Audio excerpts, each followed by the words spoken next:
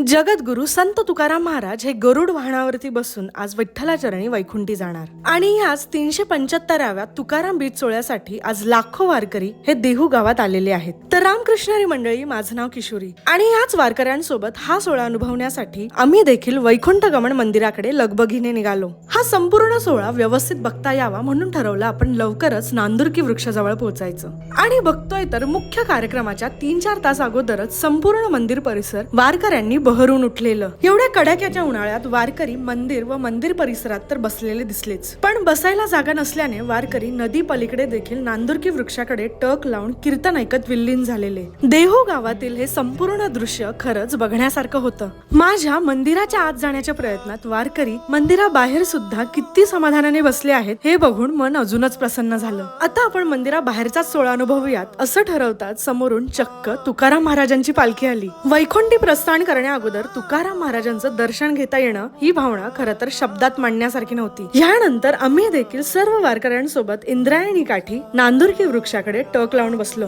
एवढ्या कडक उन्हात 12:05 अचानकच वृक्ष आणि त्यावरील ध्वज फडकू लागले आणि तुकाराम तुकारामच्या नामघोषात सर्व वारकऱ्यांनी फुलांचा वर्षाव केला. या दरम्यान साधारण 2-3 मिनिटांसाठी संपूर्ण देहूगाव स्तब्ध झाले. तुकाराम महाराजांना विठ्ठलाकडे जाताना बघून सगळेच खूप भावनिक झालेले दिसले. मंदिरातले शॉट्स मला गौरवणी दिले, पण मोबाईल खूप तापल्यामुळे मला ह्या क्षणाचा मंदिराबाहेरून देखील व्हिडिओ काढता आला नाही. व्हिडिओ काढण्याचा विचार न करता मला तो तिथला दुर्मिळ क्षण अनुभवता आला, ह्याचं जास्त समाधान आहे.